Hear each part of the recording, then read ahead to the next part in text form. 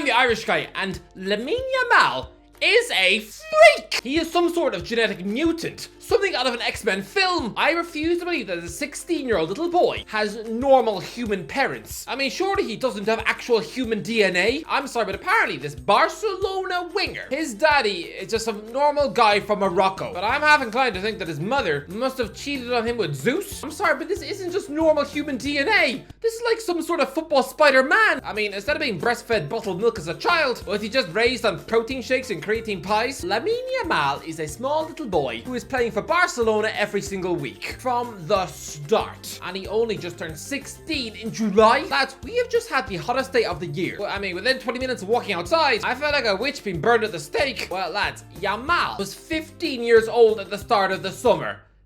15! He's younger than Ethan Nwaneri. You know, that Arsenal child who made his Premier League debut last September as some sort of weird publicity stunt before being banished back into the reserves? Honestly, in hindsight, giving him a taste of match of the day at such an early age, only to throw him back into a closet filled with kids? Yeah, probably a dream scenario for Pennywise the Clown or Michael Jackson, but for Nwaneri, almost a bit cruel. A bit like when Liam Payne was initially kicked off the X Factor in 2008, and he had to, go and spend the next 2 years, spending every weekend serving up cheeseburgers and wolves? But Yamal, he is frightening. He was born in July 2007. I vividly remember what I was doing that month. I remember watching the Simpsons movie in cinema that month. I remember that was also the month I realized that my cat's vomit tasted like a fish-flavored yogurt. This legitimately makes me angry because I have been playing football longer than Yamal. He's been playing 11-a-side football since what year?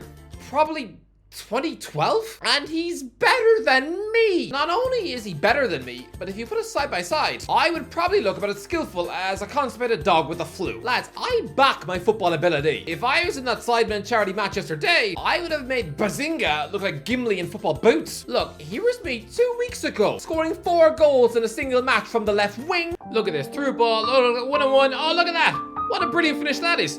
Look, out in that left wing, go on. What's he gonna do? Advancing towards the goal, have a shot, go on son! Oh, look at that, top bins. Another one for the hat-trick. Where's he gonna go? Oh, he drills it bottom corner, look at this. Oh, and another one, oh, that's number 4. 4 goals, you see? It's like watching Ben Arfa with end product. And yeah, this guy, he's been playing footy for less than 10 minutes, and he's sickeningly good. Last season, he became Barcelona's youngest ever player at 15 years, 9 months, and 18 days.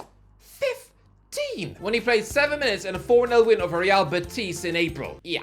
Betis had Joaquin in their squad, someone who joined that club 10 years before Yamal was even born. I mean, can you imagine if those two would actually share the same pitch that day? Joaquin made his Spain debut in 2002. Back then, Yamal's mum was probably still searching for her first kiss. Do you see how nutty all of this is? This season alone, Yamal has started 3 out of Barca's first 4 games in La Liga. He registered 2 assists and a 4-3 win away at Villarreal. He was named man of the match. And lads, this week, not only did he just become Spain's youngest ever player in a cameo match against Georgia, but he also became their youngest ever goal scorer, cracking in a left-footed screamer. Not only that, but he nearly scored another. This is all less than 2 months after his 16th birthday. Is this a joke? Honestly, this kid is part of the TikTok generation. He's probably got posters of KSI on his wall. I won't have a clue what a Harry Potter is. And yet he's so seamlessly following in the footsteps of Messi. I can't get over how young he is. And yes, I know, I realize it's like Philip Schofield, excitedly looking forward to a Tinder date, but still, it just doesn't make sense to me. Yamal's lifespan has been so incredibly short so far. He has been alive the entire length of time that my dad has been looking for Cocoa Pops and milk down the shops. What? It's a big shop, okay? I mean, you go down there to try and find the right brand of milk. You'll probably miss 16 Christmases too. My dad's a perfectionist. He's not coming back. Lads, this guy is so young. I mean, who were his footballing idols growing up? Show him a photograph of Ronaldinho, and he would look at you as if you just showed him a photograph of some random nun. He won't even remember what the hell a Balotelli is. His childhood heroes were probably the likes of Philip Coutinho. He will not have any memories of Cristiano Ronaldo during his first spell at Man United. The guy was 11 years old before he saw anybody win the Ballon d'Or who wasn't either Ronaldo or Messi. I mean, his first foggiest memories of a Champions League final was probably his mummy letting him stay up past his bedtime to watch Real Madrid win La Decima. He is so raw, so young, so innocent. The guy's probably not even allowed into the local cinema to watch the sequel to The Nun. I wouldn't bother you mean. It's about as entertaining as watching a chicken try to poo. Well lads, we know that Morocco fans are incredibly passionate, right? We saw it at the World Cup. These blokes are like North African monsters who would probably happily bite off a sheep's head to see their team win. I love the ferocious electricity of those fans. They are great, but they are in for 2 decades of absolute pain. This kid has a Moroccan dad, but he has chosen to play for Spain. We could be looking at a child who is about to dominate at the Ballon d'Or ceremony for the next 15 years. Every time he lifts one of those beautiful golden balls, the Morocco fans are probably going to feel like they just tuned in to see CCTV footage of their grandma French kissing a dog outside Burger King. To be fair, I know he was born and raised in Spain, but so was Ashraf Hakimi. He literally joined Real Madrid's academy at 8 years old and has since become an absolute mega star. But he never even had a single Spain underage cap. Lad, I didn't actually realize that Spain and Morocco are neighbors. Yeah, I was terrible at geography at school. I think my teacher genuinely thought that I had a chunk of broccoli wedged in my brain. But yeah, these two nations are only actually a tiny stretch of Gibraltar apart from each other. So are they not huge rivals? Will this not make it even more painful for Morocco to see Spain literally pinch their potential GOAT? All you need to do is just to sit down and watch this kid to see how special he is. He is just a freak. I refuse to believe he's only 16 years of age because he plays with the maturity, confidence and swagger of a superstar in his mid-20s. How is he not swallowed up by nerves when stepping onto the same football pitch as Robert Lewandowski? I mean, I hope he's not allowed in the same shower as the rest of the Barca players. Before every match, he probably has to put on his shorts in his car. Lads, this is senior elite men's football. When I was a 16-year-old boy, if you had chucked me into the hustle and bustle of men's Sunday league, I'd have left that pitch with 7 stitches in my mouth, with 2 black eyes and possibly missing one of my ears. Honestly, some of those monsters look like actual cannibals. Pretty sure I once saw a left back before a match eating someone's fingers in the car. Yamal is incredible, although sadly, he is not going to be the youngest Champions League player in history this month. No, that's Youssoufa Moukoko, who played for Dortmund at Zenit less than 3 weeks after turning 16 in December 2020. That is just odd and just screams of Dortmund just wanting the record for themselves. Because weirdly, the second youngest Champions League player of all time is not some monster superstar. No, it's Celestine Babayaro, 16 years, 2 months and 25 days, playing for Anderlecht back in 1994. Yeah, he grew up to be an absolutely hideous poo muffin of a left back at Newcastle. How is he number 2 in the list? Until Moukoko came along, he was the Champions League's youngest ever player for 26 years. That is mental. I mean, as soon as his proud record was broken, he probably instantly tried to drown himself in the bath. I don't get it. I don't understand any of this. This is just a little boy with braces. How is he this good? Vinicius Jr. wasn't this good at 16. Neither was Neymar or Messi. But here's my worry.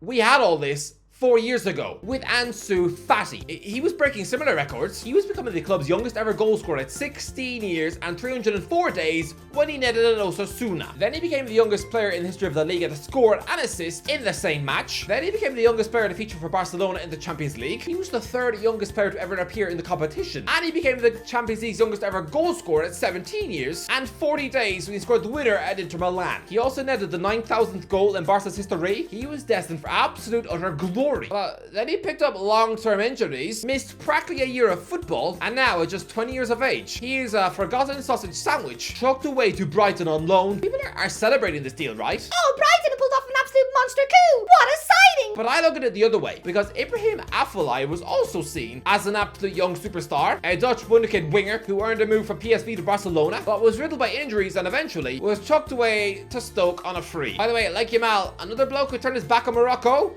But lads, it's not just that. Actually, no, a better example would be Bojan Jurkic. Lads, people were speaking about Bojan being the next Messi when Messi was still 20 years of age. This was an absolute gem superstar wunderkid who apparently scored over 900 goals in Barca's academy. He was an absolute Spain underage goal machine. At his first ever season in the Barcelona first team, he ended the campaign with 12 goals. When he was just 17 years of age, can you imagine? Can you remember the absolute mega hype train? Forget the Messi-Ronaldo battles. No, the superstar rivalry. The two men scrapping over Ballon d'Ors.